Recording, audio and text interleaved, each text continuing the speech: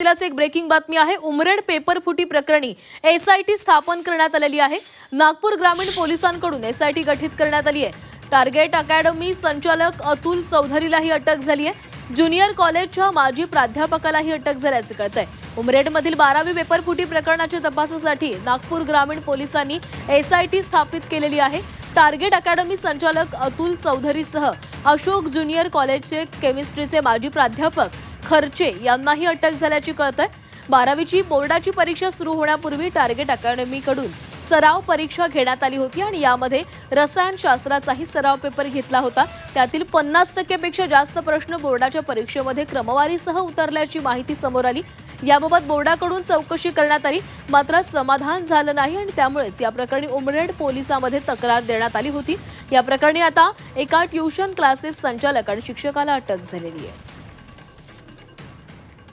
Police अधीक्षक जे आहेत तर त्यांनी एक एसआयटी गठीत केलेली आहे। ॲडिशनल एसपी जे आहेत मी स्वतः त्याच्यामध्ये एसआयटीचे प्रमुख आहेत। आमच्यासोबत एसडीपीओ उमरेडचे आहेत दृष्टी मॅडम, दृष्टी जैन आहेत त्याच्या मेंबर आणि अजून काही मेंबर आहेत त्याच्यामध्ये, जेणेकरून थोडंसं याची किती व्याप्ती आहे या गुन्ह्याची त्या अनुषंगाने हा तपास सुरू झालेला आहे। त्याच्यामध्ये एक आरोपी अटक केलेला आहे, अतुल चौधरी असं आरोपीचं नाव आहे। त्याचा एक दिवसाचा PCR सुद्धा मान्य न्यायालयाने दिलेला आहे आणि प्रायमरी आता प्राथमिक चौकशीतनं आम्ही जे इनपुट आहेत त्यातनं आरोपीची चौकशी करतोय।